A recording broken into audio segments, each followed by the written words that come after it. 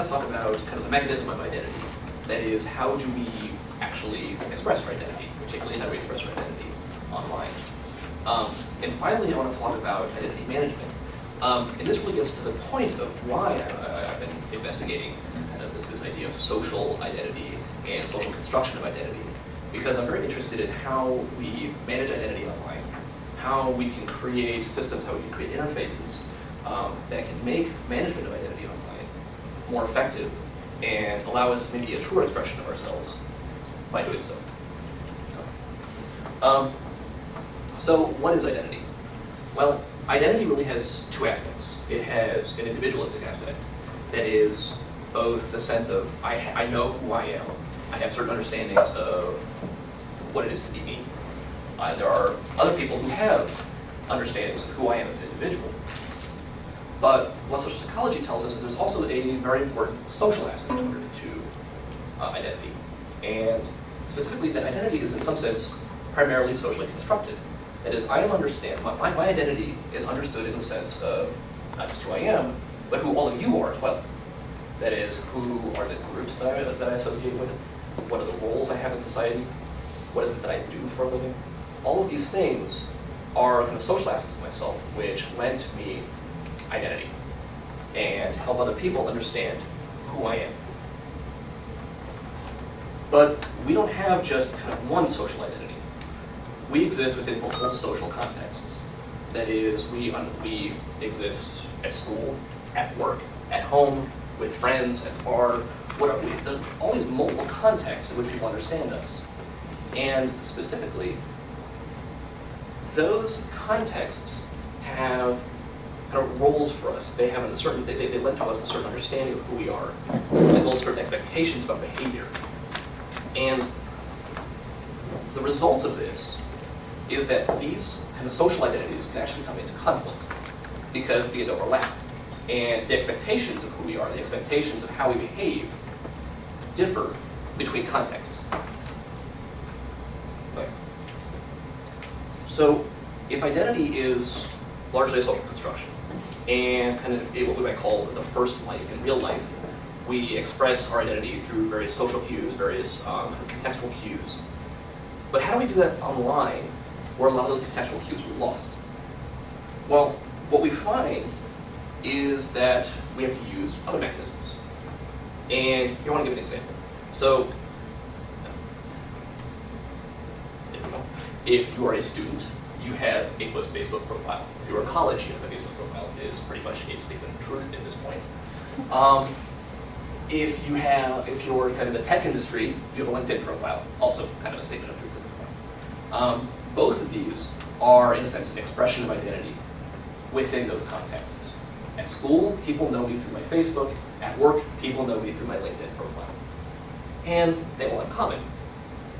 I mean, they're different, but they share a lot of information in common. You know, all these different statements about where I've been, what I've done, who I am, what I like, what I do. But the differences are telling as well. I don't put photos of myself with dinosaurs on my LinkedIn profile, but those go on my Facebook. I don't talk about my favorite TV shows on my LinkedIn profile. At the same time, I don't go into the same level of detail about my past kind of work experiences on my Facebook profile that I do on my LinkedIn profile. That's because in those specific contexts, that information is critical about who I am. And what we say then is that all of these statements are kind of symbolic representations of my identity. Every one of these bits, and let's take a little bit more, every one of these things is an expression about who I am.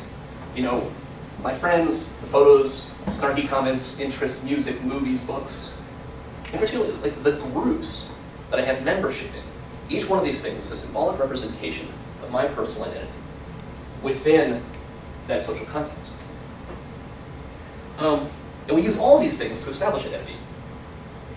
And particularly, this idea of belonging, of group affiliation. Each one of these things establishes who I am, not only for myself, but also for all the people who are interacting with me. And when we talk about this idea of social interaction and how people understand each other's identities, This is where we get into this idea of identity management, because we have certain coping mechanisms, I guess is what you might call them, for dealing with social situations. Trying to understand someone based on various cues is actually fairly difficult. I mean, you can't get a good sense for someone immediately after meeting them. So what we do instead is we learn to use roles, schemas, stereotypes, whatever you want to call them. We learn to kind of use these formulations and we apply them onto individuals so that we can better understand. So if I meet someone, I take into account, these kind of individual aspects, but I also take into account who did I meet them through, who introduced us, where did I meet them, what do they do, all these things that I find out about them to kind of construct this idea of them, and then I try to place it within this understanding I have of these kind of roles in society. And again, that lends to me certain expectations of who that person is. I kind of, I think I understand them now. Well, I understand my understanding of that. I understand my picture of them. And again, there's all these different contexts. And I keep coming back to context because it's very important, I think, and I'll explain a little bit right now, which is, on my LinkedIn profile here I have classmates, I have friends, I have coworkers, I have a faculty member here at SILS. Every one of these people knows me in a specific context. And their understanding of me, their understanding of my identity changes because of that context. Like I said, identity is socially constructed based on individual contexts. Well, that also kind of means that the identity that I want to share with them, this kind of best self that I want to project towards them, changes based on that context. So when I think about how do I want my classmates to know me versus how do I want my friends to know me versus how do I want my faculty, various faculty members to know me, I want them to know me differently because there's certain things that I feel safe talking about with my friends. I don't necessarily feel safe talking about with my boss. And having talked about this idea of roles and schemas and stereotypes, we do have to understand that there are also individual differences. And a lot of this understanding of individual differences and the way that we understand identity online comes out of kind of previous work in managing personal information in a couple of fields. One is kind of ubiquitous computing, kind of this ambient computing, where we talk about the always-on computing. If you know where I am at all times based on radio frequency ID chips, my cell phone, my Wi-Fi, well, that presence information is personal information that says where I am and what I'm doing. And based on, again, context, what research has found is that people have different expectations of privacy, basic expectations of who should be able to know where they are at any one time, based on who that person is. Again, based on context. The same thing in privacy research. When people talk about, is my phone number private information, about my social security number, well, we have to understand that different people have different comfort levels with private information. That private information, that comfort level is based on context, but also on individual differences. Which makes things difficult when we talk about managing identity, because we have to account for both. We have to account for this idea of the role, the context, but we have to then be able to account for the individual preferences as well. And this is where I get in kind of looking forward, because what I'm really interested in then is how can we better manage that? How can we better allow people to create these contexts and support these contexts in systems like the Facebook, where we are trying to express a specific identity. And this is where I get into what I would call kind of an identity projection. And I like this term because what it says is that I have certain symbolic statements about myself, certain things which represent me. And I want to create kind of a set of those things, which is the picture I want certain people to have within a certain social context. I want to project, that is, I want to kind of establish a specific identity to a specific group of people. I have no idea how to do this, which is kind of the research I'm really interested in undertaking, is looking at what are the interface mechanisms, what are the tools that we can use to help people manage that, to help manage these identity projections. And a lot of things that really need to be done before that happens. Because while individual differences are important, there are still thresholds that we have to understand. We have to have a better understanding of what are the cues that people use to establish these kind of outgroups or in-groups of people that they want to share their identity with. How do I establish these groups? How do I establish membership in these groups? That is, I need to better understand this idea of this kind of role creation, this stereotype creation. So I hope this kind of gives you a better understanding both of this idea of the socially constructed identity, and my interest in helping people establish, kind of project specific identities within the online context. And any questions? So how is this different than just having a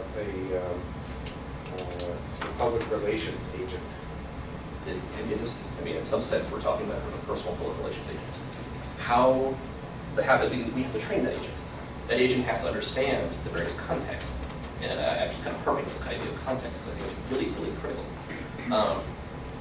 So how do we train that kind of an agent to understand the context and to be able to express information that we're comfortable expressing based on that context?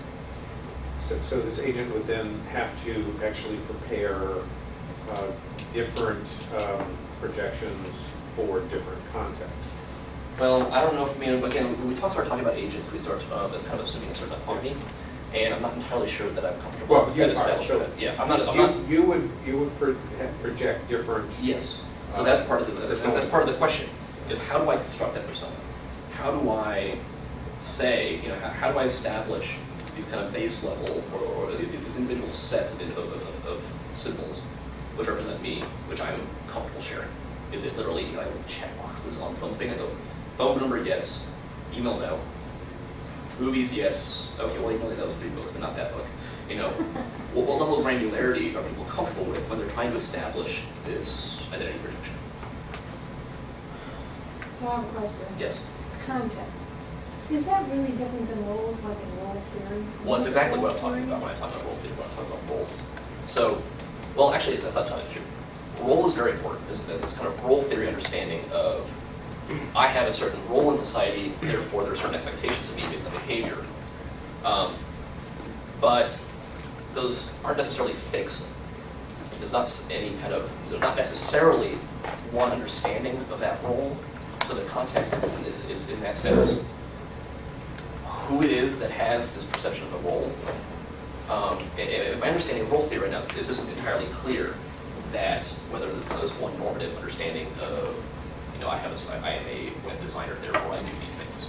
Or more importantly, I'm a student, and therefore I have these attributes, I have these behaviors that I will express.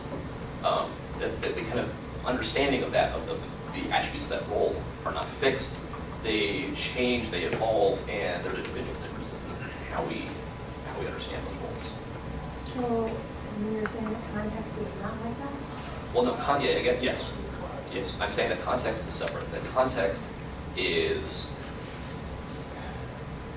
and I guess maybe I'm kind of confusing myself a little bit here. So I'm trying to clarify a little bit. What I mean by context is social context. Whereas I think when we talk about roles, within like role theory, we're talking more about labels, kind of specific assigned roles or specific assigned labels. Where context is broader than that. Context can be, again, work versus home versus school. Does that make sense? Maybe, but all those things up there you have are roles. Yes, they are. This is true. And Right, I think I need to separate those ideas clearly. Schools and context, that means you can't differentiate between faculty and students in the context in terms of what they'll represent. That's a good point. So I think that idea needs to be clearly informed. That's actually something I need to a little more clearly explain. Well, along those lines, it seems like a very important thing to separate is a type of situation being called a context and an actual instantiation of that, right? Yeah. Like context as a situation. Because I think where all the interesting action is here is that in a given situation, you usually have multiple roles at play, right? I mean, that's kind of part of the human condition is that we can't clearly parse all these things out.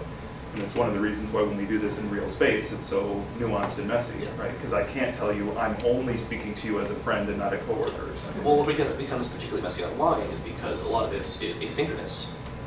You may not actually understand all of the roles that you are actually playing in any social situation because you may not actively be participating in it at the time that it. So I mean, I Have think you it seen can. Diane's online paper that talks about context and situation and stuff like that? I don't think I have actually. Email me and I'll send it. Okay, thank you very much.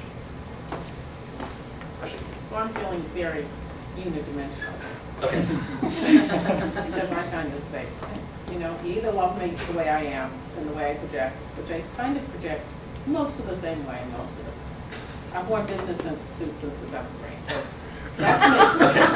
Except when you're walking the dogs. Except when I'm walking my dogs. But that's me.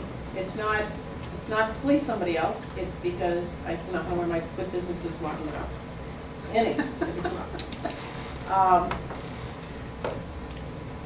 This would scare me to death if I really thought that I could keep all of these, I could play unless I was truly schizophrenic, that I could play all of these different roles or whatever these are, and put up these different projections of me, Yeah. and somehow they wouldn't all be made public. Because, you know, they will be. Well, I mean, this is kind of the fundamental. Unless you're an insignificant person that nobody cares about, then, you know. Yeah, well, But otherwise, they will all be made public some way, somehow. Yeah, I mean, this is kind of the fundamental problem with any information system. That is, you can very rarely guarantee that any participant within the system, no matter how much you try to establish their role, is actually who they say they are. So I mean, there's a whole other identity problem, and trying to clearly separate these two identity problems. There's the, you know, who are you for real versus the kind of who am I trying to pretend I'm good but not pretend, who do I say I am? And honestly, I don't have an answer for that. You're absolutely right though. I'm just worried that this kind of vision might give somebody listening to it a false sense of security, that they really could act like an idiot in Facebook and have that never influence their life in some way. That's a good point. That does bring up one other issue that I want to quickly touch on, which is there's been a lot of talk about this kind of role-playing and kind of identity construction kind of at a whole cloth on the internet. And I'm not talking I'm not talking about that kind of role-playing, that kind of identity construction. I'm talking more about kind of a nuanced view of self. And I think what a lot of research has shown, just looking at people's websites, people's blogs, these kind of markers actually give people a fairly accurate representation of an individual. That is, if you compare measures of people based on how we understand them through these kind of mediated communications versus person-to-person communications, you actually get very similar understandings of these two people in different contexts. So again, I guess I'm trying to focus on this idea that given kind of a spectrum of private to personal to very open, is to be able to move that slider up and down that spectrum to reveal more.